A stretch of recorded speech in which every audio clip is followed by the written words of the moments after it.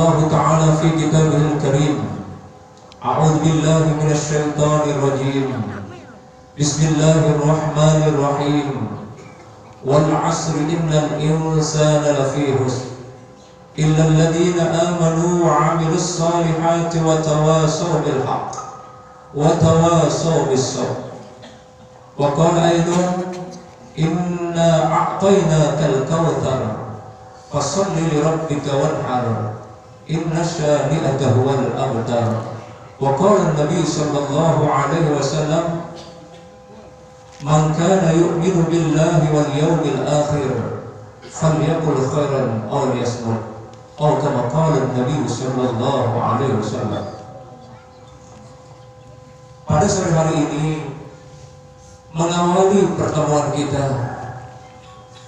mari kita simak firman Allah pada surat yang kita baca pertama kali. Mudah-mudahan dengan surat yang menjadi renungan kita pada hari ini menjadikan tempat ini menjadi barakah dan membuat suasana hati kita menjadi damai, tenang dari dunia sampai akhirat. Allah Subhanahu wa Ta'ala mengingatkan kita semua. Ayat itu dimulaikan dengan lafaz sumpah. Wal 'asri innal insana lafi khusr illa alladziina aamanu wa 'amilus shalihati wa tawassaw bil haqq wa tawassaw bis sabr. Menurut para mufassir, kalau ada suatu ayat yang kemudian diawali dengan lafaz sumpah, maka ayat itu memiliki makna yang luas dan dalam, penuh dengan keajaiban dan kegaiban. Imam Syafi'i mengomentari ayat ini. Apa kata beliau? Ya Allah, cukup sudah surat yang pendek ini Kau turunkan bagi seluruh makhlukmu di alam semesta, wabil khusus orang-orang yang beriman, untuk memahami satu surat sudah lengkap, penuh makna. Apa asbabun nuzul daripada surat ini? Sehingga Imam Syafi'i mengomentari, cukup sudah surat ini diturunkan oleh Allah untuk menjadi pedoman hidup kita, untuk mengarungi kehidupan dunia menuju akhirat kelak. Asbabun nuzul daripada surat ini, pada satu ketika ada sekelompok kaum wanita pada sore hari sedang berkumpul di tanah Arab, yang kemudian mereka mencela waktu asar, menganggap bahwa waktu asar itu adalah suatu hal yang sial, yang tidak bermanfaat. Maka Allah menurunkan surat ini untuk menjawab kerjaan orang-orang jahiliyah pada saat itu. Jika Allah mengatakan wal asri, demi masa, demi waktu, demi detik, demi menit, demi jam, demi hari, demi pekan, demi bulan, demi tahun. Para ulama menafsirkan ayat ini ada beberapa penafsiran. Wal asri, demi waktu manusia berada di alam ruh. Wal asri, demi waktu manusia berada di alam ruh. Wal asri, demi waktu manusia berada di alam dunia. Wal asri, demi waktu manusia berada di alam barzakh. Wal asri, demi waktu manusia berada di alam akhirat. Ada waktu masa lalu, waktu masa sekarang, dan waktu yang akan datang. Wal asri, demi waktu asar itu sendiri. Ketahuilah wahai saudara-saudaraku semua, waktu sial kemudian dari Allah Ta'ala. Hari Senin, Selasa, Rabu, Kamis, Jumat, Sabtu, Ahad itu merupakan hari yang sangat indah bagi kita. Tapi kenapa ada orang yang takut bepergian pada hari Selasa, menganggap hari Selasa itu adalah hari yang sial, hari yang tidak membawa barokah, hari yang tidak bermanfaat, hari di mana mereka kalau berniaga tidak akan mendapatkan keuntungan. Yang sial itu adalah otak manusia. Tidak ada waktu yang sial diberikan oleh Allah. Semua waktu ini adalah sangat bermanfaat. Jadi kalau ada orang mengatakan waktu asar itu adalah sial, waktu maghrib dan seterusnya, berarti orang seperti itu tidak mensyukuri nikmat yang diberikan oleh Allah Subhanahu wa Ta'ala, dan termasuk orang yang dihinakan oleh Allah Subhanahu wa Ta'ala. Kita kembali kepada sumpah Allah Subhanahu wa Ta'ala tentang waktu. Lalu kemudian kita lanjutkan, demi waktu, demi masa, semua manusia dalam keadaan rugi, kecuali siapa mereka yang tidak akan pernah rugi di dunia ini? Pertama adalah orang yang beriman, yang kedua adalah orang yang beramal soleh, yang ketiga adalah orang yang selalu menasihati di dalam kebenaran, dan yang keempat adalah orang yang selalu menasihati di dalam kesalahan. Kita kupas potongan wal asli dari penafsiran para ulama. Yang pertama, demi waktu kita di alam ruh. Banyak orang-orang barat yang sampai hari ini meneliti tentang ruh. Kenapa? Dia ciptakan robot-robot untuk menjadi pelayan di supermarket. Yang ini robot, dia jadi pelayan di Jepang, di China, di Amerika. Sekarang yang banyak jadi pelayan di toko-toko besar itulah robot. Dia sedang memikirkan bentuk ruh manusia supaya dia mampu menciptakan manusia ada negara dengan mati. Jauh 1400 tahun yang lalu telah dijawab oleh Allah tentang penelitian manusia-manusia di akhir zaman, tentang riset-riset yang dilakukan oleh orang cerdik pandai. Dijawab oleh Allah di dalam surah Al-Isra, wa yas'alunaka 'anil ruh qul ruh min amri rabbi wa ma utitum min al-'ilmi illa qalila. Ya Muhammad, kata Allah Subhanahu wa Ta'ala, jika ada hamba-hambaku yang bertanya tentang ruh, maka jawab, ruh itu adalah urusanku dengan Allah Subhanahu wa Ta'ala. Dan Allah memberikan ilmu pengetahuan sangat sedikit. Ini harus kita sadari, sepandai apapun kita di zaman teknologi, mampu menciptakan pesawat, mampu menciptakan Apollo sehingga mampu ke angkasa raya, bahkan menciptakan HP ini, kita mampu berkomunikasi jarak jauh, bisa kita saling melihat dari jarak jauh. Tapi dalam urusan ruh tidak akan pernah ada makhluk Allah yang akan menemukan di mana posisi ruh itu ditaruh oleh Allah. Barang dia tahu dengan manusia. Ujung ayat ini sudah kita dijawab oleh Allah. Wa ma utitum minal ilmi illa qalila.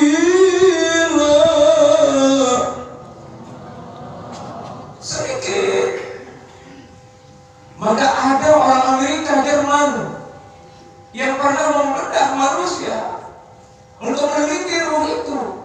Kemudian dipasang alat-alat yang canggih, mikroskopnya dipasang, alat-alat di seluruh tubuh itu dipasang, bahkan radar pun dipasang untuk mengetahui di mana posisi ruh manusia.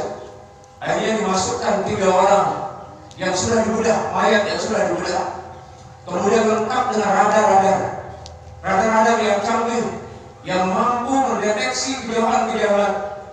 Begitu dimasukkan ini mayat dalam satu ruangan untuk meneliti ruh itu, kumpullah 3 profesor ini sudah siap dengan alat-alat yang canggih. Begitu di setel alat ini, mulai dinyalakan semuanya, semua alat-alat itu meledak dan ruangan itu seketika meledak dan 3 profesor ini mati secara mengenaskan.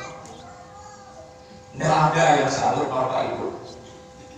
Maka kita telah diingatkan dari alam ruh. Kita telah berjanji dengan Allah, alastu bi rabbikum qalu bala syahidna. Perjanjian kita ketika di alam ruh itu adalah perjanjian pengakuan kita kepada Sang Pencipta alam semesta ini. Ketika Allah memproklamirkan dirinya, memperkenalkan dirinya di alam ruh, maka kita diminta untuk menyaksikan keberadaan Allah yang menciptakan langit dan bumi, yang menciptakan semua yang terhampar di alam semesta ini. Maka kita menjawabnya di alam ruh, bala syahidna, benar kami menyaksikan. Inilah sebuah perjanjian yang sangat dahsyat yang kita bawa ke alam semesta ini, yang kita bawa sampai ke akhirat pun juga. Di alam ruh itu telah ditentukan persoalan perjalanan hidup kita, ajal kita, rezeki kita, jodoh kita, kodok kadar, takdir baik buruk kita sudah ditentukan oleh Allah. Maka apapun yang terjadi di alam semesta ini Tidak ada yang bisa melakoni kecuali Allah. Ma asaba min musibatin illa biidznillah. Tidak ada satupun musibah yang terjadi di alam semesta melainkan sudah ditetapkan oleh Allah Subhanahu wa taala. Terjadinya gempa bumi bertubi-tubi yang pernah kita rasakan bukan semau-maunya gempa bumi itu, tapi karena sudah diperintahkan oleh Allah untuk bergetar dan bergerak. Terjadinya banjir, terjadinya angin puting beliung, terjadinya penyakit-penyakit yang kemarin sampai 2-3 tahun yang disebut dengan corona. Corona itu tidak akan muncul, penyakit itu tidak akan muncul kalau tidak digerakkan oleh Sang Pencipta yang namanya Allah Subhanahu wa taala. Maka semua itu Allah tebar untuk apa? Memuji manusia. Memuji manusia. Apa jawabannya? Alladzina idza asabathum musibah qalu inna lillahi wa inna ilaihi raji'un. Apabila kalian ditimpa musibah, ucapkan inna lillahi wa inna ilaihi raji'un. Kita datang dari Allah dan akan kembali kepada Allah. Allah sendiri yang mengajarkan kita solusi. Bukan kita menjauh dengan musibah itu kemudian menakutkan masjid, menakutkan musola, menakutkan majelis taklim. Akan tetapi Allah sudah mengajarkan kembali kita datang dari Allah dan akan kembali kepada Allah. Dengan musibah yang terjadi di alam semesta ini, kata Imam Muhammad bin Muhammad Al-Ghazali dalam kitab Ihya Ulumuddin, apa kata beliau? Tujuan Allah memberikan suatu bencana, satu ujian, satu musibah di alam semesta ini, pertama untuk menaikkan derajat seseorang di sisi Allah. Si kedua, mengampuni dosa salahnya. Si ketelu, juri ingatan itu pada ada sadar.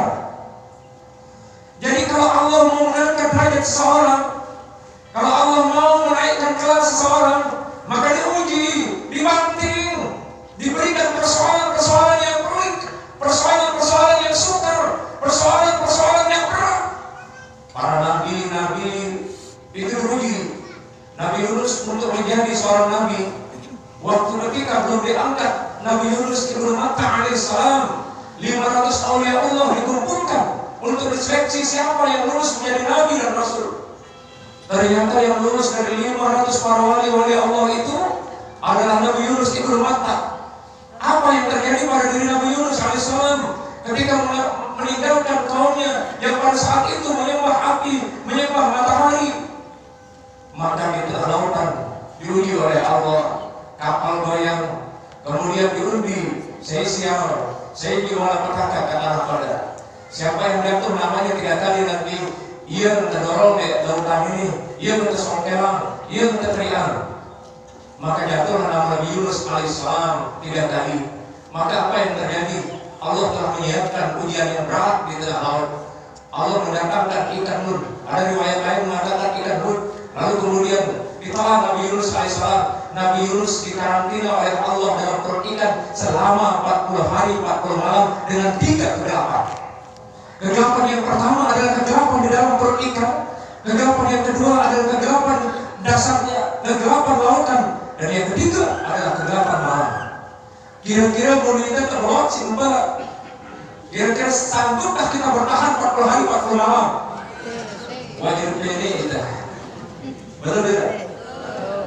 Tapi karena Allah menjaga hambanya yang akan dinaikkan kelasnya, yang akan diangkat menjadi nabi dan rasul, terus dia bertasbih di dalam perut ikan, la ilaha illa anta subhanaka inni kuntu minadz zalimin. Terus bertasbih, yang pada akhirnya Allah juga mengeluarkan. Begitu Allah keluarkan dari karantina yang ditelan oleh ikan, ternyata kaumnya yang tadinya menyembah api dan matahari sudah menyembah Allah Subhanahu wa taala. Maka banyak cara Allah untuk menaikkan kelas kita. Kalau kita diuji dengan penyakit yang kemarin, di situ Allah mengingatkan kita, barangkali kita jarang ke masjid, jarang kita ke musola, maka diuji oleh Allah dengan penyakit seperti itu. Lalu kemudian apakah kita dengan diuji oleh penyakit itu kita semakin jauh? Kalau Allah menguji kita dengan suatu bencana dan suatu masalah, apalagi suatu penyakit, kemudian kita semakin jauh, gagal kita bertemu dengan Allah. Gagal total. Ayub alaihissalam diuji oleh Allah. Allah itu berdatangan iblis 3 kali karena irinya melihat Nabi Ayub alaihissalam yang mana ibadahnya siang dan malam terus menerus. Dia termasuk Nabi yang kaya raya, tapi yang dirilis oleh sejarah. Sebenarnya Nabi Ayub itu Nabi yang sangat kaya raya.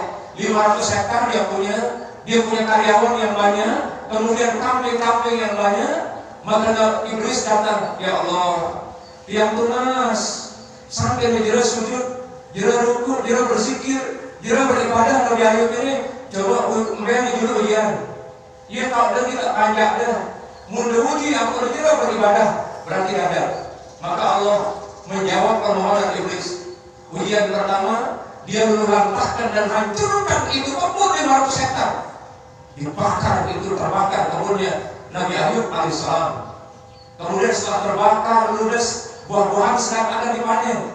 Wah, keinginan dan panen. Hafal semua buah-buahan pada saat itu. Terus muda aja mau ambil panen. Tiba-tiba hancur ludes. Datang iblis kepada Nabi Ayub alaihissalam. Ayub, kita kebun hancur 500 hektar. Buah-buahan sudah panen itu. Gagal panen sudah, bebek lemes enak potong, gue terbakar, ngombe.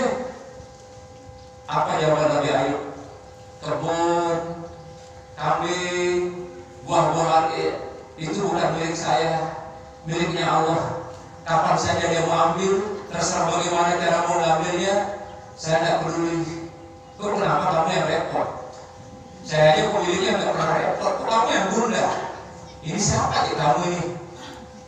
Oh gitu ya? Iya. Aduh, ini orang udah ambruk ini bonnya 500 hektar. Ini orang sudah pada mati, kambingnya masih saja sulit. Masih dong bawalah. Pabrik dan telur terbakar. Terus kemudian sedek lainnya gue kira-kira datang dengan nur kita bawa dengan yang punya kan Allah. Mungkin saya gantung dari pelapor. Betul tidak? Betul tidak? Dedek gantung diri Anda. Kan ada peristiwa 5 tahun yang lalu ketika tembakau hancur, dagang panen. Pada waktu itu ada kejadian di Lombok Timur, pemilik open dagang panen, uangnya udah ratusan juta habis, maka dia masukkan dirinya di dalam open, masak bahan tembakau. Kita ini makhluk yang diatur. Jawabannya apa? Tabarakalladzi biyadihil mulku wa huwa ala kulli syai'in qadir. Alladzi khalaqal mauta wal hayata liyabluwakum ayyukum ahsanu وهو العزيز الغفور. Maha suci Allah Subhanahu wa taala yang di tangannya lah seluruh kekuasaan. Dia yang menggenggam langit dan bumi beserta segala isinya, dan dia berkehendak atas segala sesuatu. Dia ciptakan itu kematian dan kehidupan untuk menguji hamba-hambanya siapa yang terbaik amalnya. Jadi ingat, ujian yang diberikan oleh Allah adalah jalan untuk mendekatkan diri kita ke Allah. Banyak yang diberikan oleh Allah, di balik ujian ada hikmah-hikmah. Contoh satu lagi, baru kita lanjut. Luqmanul Hakim yang diabadikan namanya di dalam Al-Quran, padahal dia adalah seorang budak Ethiopia. Dalam tafsir Ibnu Katsir, di situ kita temukan nama anaknya adalah Saron. Luqmanul Hakim ini ketika dia mencari hikmah, makanya di situ di dalam surat Luqman itu disebut oleh Allah, walaqad atayna Luqmanal hikmata an ishkur lillah wa man yashkur fa innama yashkuru li nafsihi wa man kafara fa inna Allaha ghaniyyun hamid.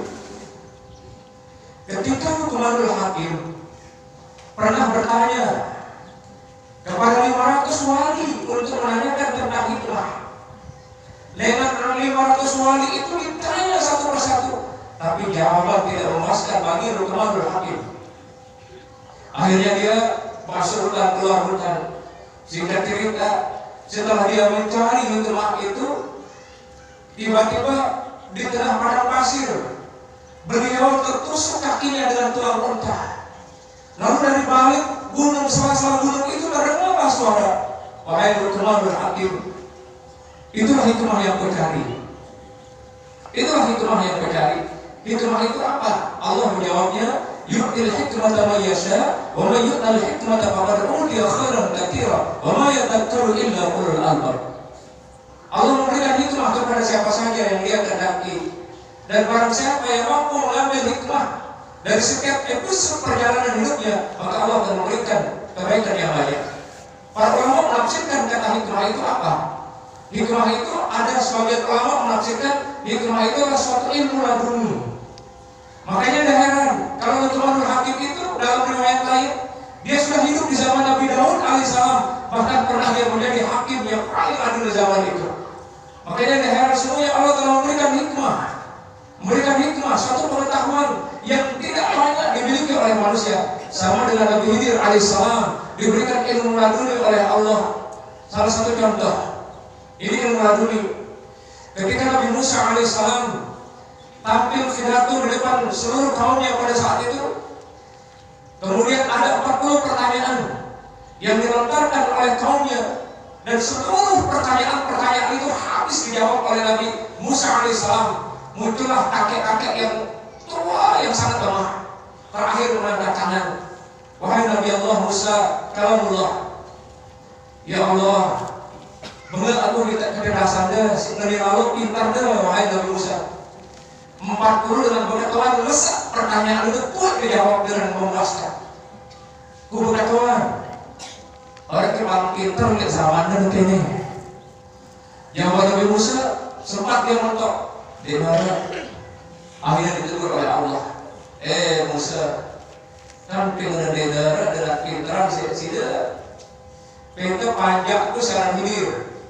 Singkat cerita, Nabi Musa sampai tidak enak tidur mendengar jawaban dan teguran dari Allah, bahwa ternyata ada yang lebih hebat daripada Nabi Musa alaihissalam, yang tidak terkenal, yang majhul di bumi tapi maklum di langit, tidak populer di dunia ini, tidak ada yang menyorting dia, tidak ada yang memviralkan dia, tidak ada yang memposting dia, tapi di langit itu viral. Seluruh para malaikat mengenalnya, sama dengan Uwais Al-Qarni yang dijuluki oleh baginda Rasulullah SAW menjadi penduduk langit. Dia tinggal di Yaman, tapi dia menjadi penduduk langit. Aneh kan? Dengan dia bumi dan langit kalau terkenal. Dia seorang guru di pasar. Nah, kita lanjut contoh ilmu laduni, contoh hikmah yang ditampilkan oleh Allah di dalam surah Al-Kahfi. Ketika Nabi Musa ditegur oleh Allah Azza wa Jalla, lalu kemudian Nabi Musa mencari yang namanya Khidir, ketemu. Singkat cerita, apa benar kamu ini Khidir? Benar. Lalu apa kamu ketemu dengan aku? Saya ingin berguru. Aku ditegur oleh Allah. Tapi apa kata Nabi Khidir? Apakah kamu sanggup bersama aku? Ya insya Allah, mudah-mudahan saya sanggup. Tapi satu, Dede berketahuan apa sih kudawe? Apa perlu kita banyak mungkin yang bertingkah aku pun Dede berketahuan. Aluran mah aku dah ya. Dir. Pasang dia tegak dulu deh. Itu bahasa Quran deh, paham. Pasang dia. Dir. Leka leka. Tenangnya jalan-jalan. Ini nanti antara syariat dengan hakikat ma'rifat di sini jelas. Singkat cerita, begitu di tengah lautan, usil Nabi Khidir, poro-poro tekong perahu ini. Kita ada Nabi Musa, yuk, kan ini perpegawaian deh. Itu di tengah laut, aku ini asik-asik tekong perahu ini, bukan kesalahan kita negara dalam kita. Wah, aku bada deh, bukan tuan aku si gawe. Aku sorry, berbahasa nanu dulu saya netron deh, itu kuasa. Bu. Masih hidup. Jelas? Singkat cerita lagi,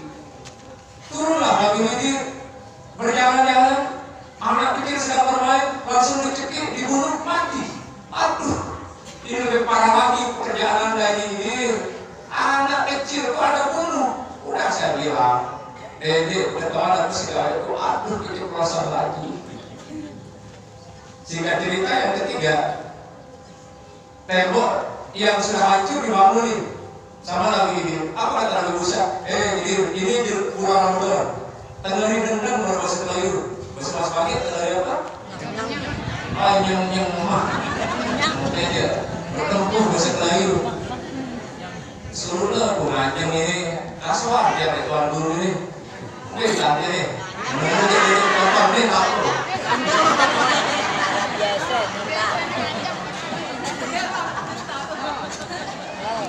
Maaf tuan guru.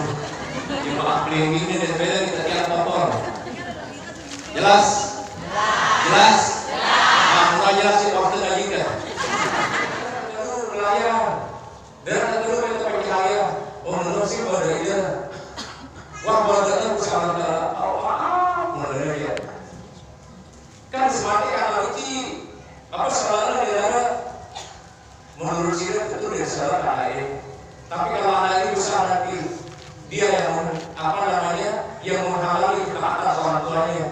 Ada semati ya timbang durhaka anak ini dengan Tuhan hancur agar terselamat terus. Oh benar.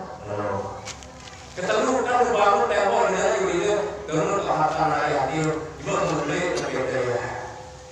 Ternyata Nabi Musa mengatakan, oh ya, baru dia sadar itu namanya hikmah. Ada peristiwa di balik kejadian tentu menurut syariatnya keselam meminta karena tambah baik. Mereka semati karena itu tak perlu lebih zaman itu tak ada semati karena kira-kira mungkin langsung penjara langsung denara pengetahuan wajah asal denara alasan loh ya aku semati karena ini dia mau kena durhaka dan buktinya karena ini si durhaka dia mau kena dia boleh betul dia tunggu dia tahu pegawai dengan si dia mau sulit tahu deh apa terjadi mana dia tahu deh nanti si boleh nanti si boleh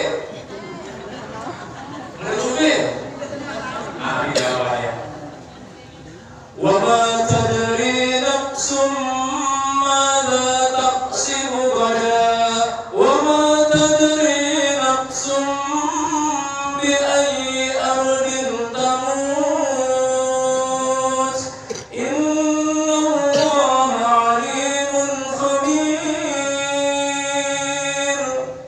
Dia tahu apa yang terjadi di masjid mana?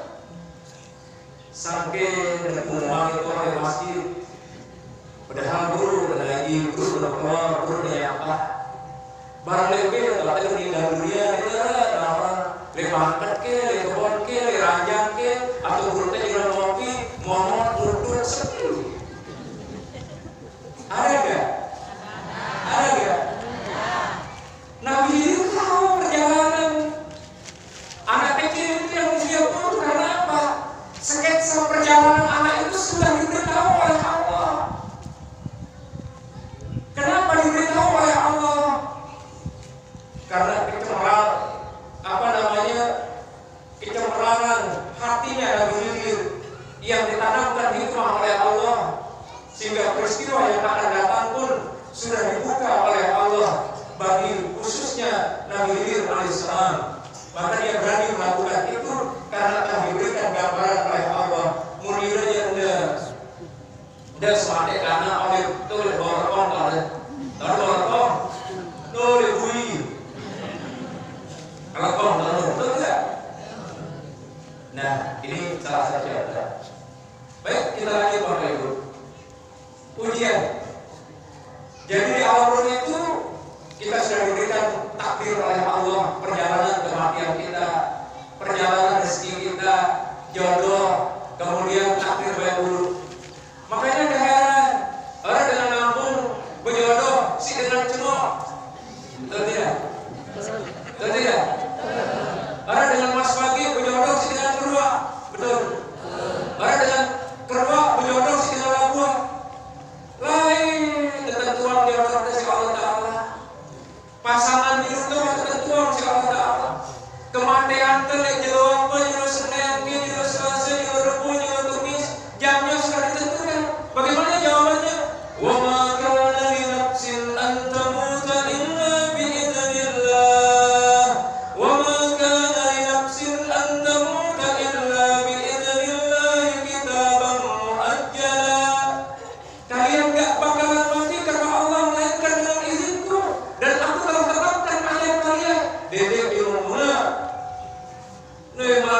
lagi kuno ya mobil lain tulis Allah cuma bapak ibu tinggal mobil termati ini dong ributan dia dong viralnya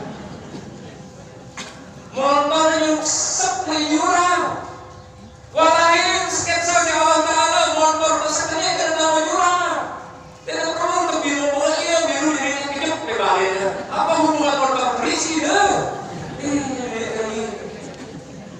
jadi semua apa yang terjadi di alam ini bahkan pergerakan kita satu akan Allah yang berfirman saya. Jadi kita mulai kembali ya bicara Allah.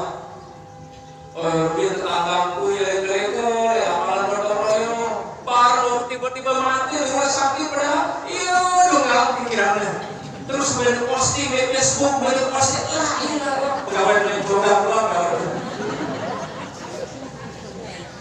padahal wah jelas Allah Ta'ala wah jelas Allah Ta'ala muli dia mati lagi mau dia lagu dan misi lagu mati dia misi kanker itu juga mati pada sedang rokok ya haram rokok rokok apa namanya di bungkusannya rokok menyebabkan important serangan jantung luwe dengan dia merokok ada sama jantung ya merokok gak ada salahnya dengan dia merokok tiba-tiba serangan jantung dengan si merokok dia juga serangan jantung baru luwe ada dengan merokok serangan jantung dengan merokok luwe serangan jantung dia haram merokok mula haram merokok dia ngomong ini luwe lagi haram luwe kita saya jual tembakau, bisnis tembakau, dia cuma corona lagi, dia haram tuh, haram belum dia? Haram, mudah haram rokok, karena apa? Hasil tembakau, makruh rokok, makruh dan makruhnya bukan makruh yang mendekati keharaman, makruh tanzih, bukan makruh tahrim, si merokok wah betul si kosong. Si beda merokok, beda merokok haram ide mulai tahu merokok untuk merokok yang biasa merokok batuk muda orang subur darah haram ide merokok itu beda darah subur berarti dimati dirinya betul tidak? Lalu muda tahu merokok membus-bus sama bertambah jagung tuh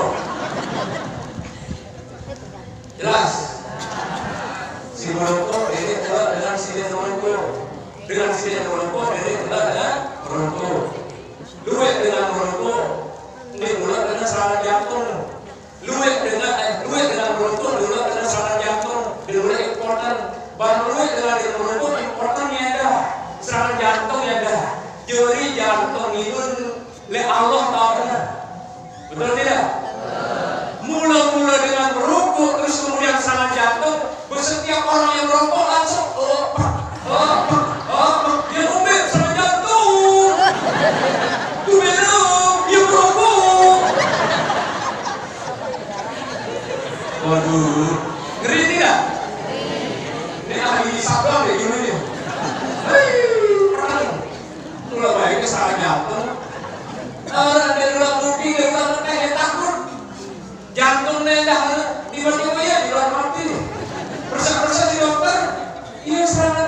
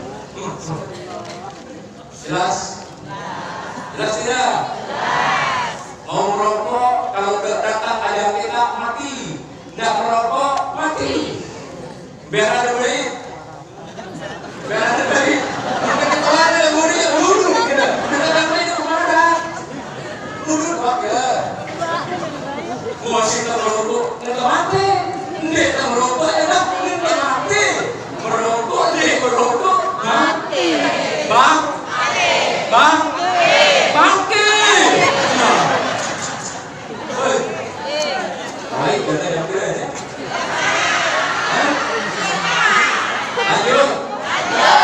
Merokok dek merokok. Oh, dengar dengan mama. Jawaban lain dengan garis sekali. Merokok dek merokok. Betul enggak dengan dia? Jelas. Jangan takut. Semuanya itu kehendak Allah. Sudah ditentukan. Maka kita, kewajiban kita berikhtiar dan berjalan di muka bumi ini telah ditentukan perjalanan kita oleh Allah Subhanahu wa taala. Lanjut. Kita singkat. Tadi alam ruh sudah banyak tadi diberikan oleh Allah. Mengenai jodoh kita sudah diberikan pasangan oleh Allah. Takdir baik buruk kita hanya Allah yang tahu.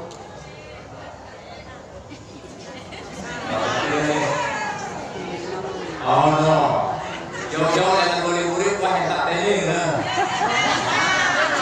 Mungkin lanjut. Kalau lanjut kan ini lanjut nah.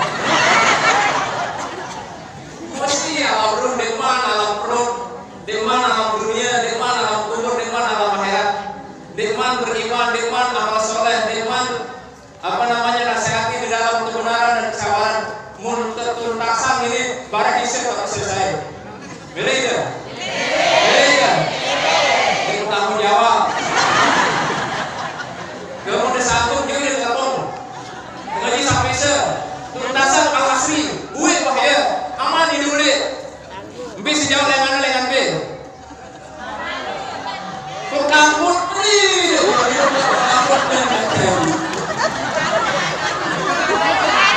Oh semalu. Oh menurutnya tak ini menurutnya.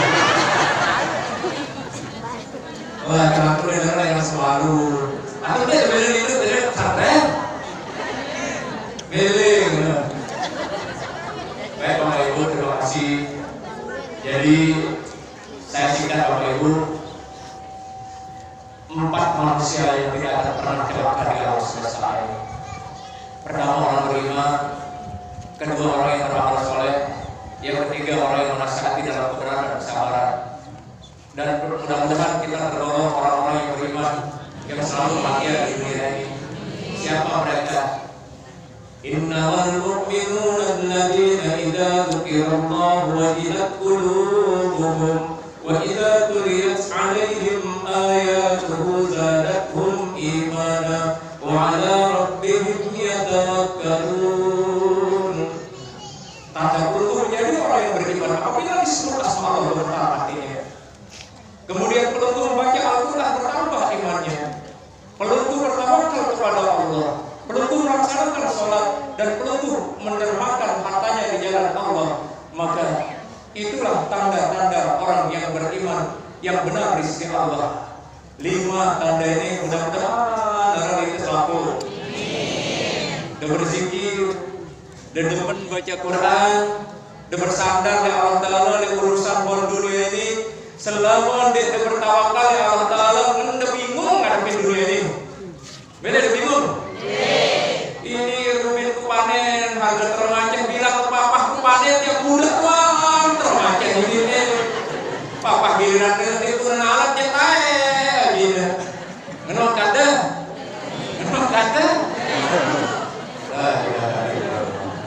orang beriman harus bertawakal. Oke Bapak Ibu terima kasih. Burung irian, burung cendrawasih, sekian dan terima kasih. Kalau ada jarum yang patah, jangan simpan dalam hati. Kalau ada kata usai salah, jangan masukkan di dalam hati. Wa ma taufiqi illa billah. Alaihi tawakkaltu wa ilaihi unib. Wallahu waliyyut taufiq. Assalamualaikum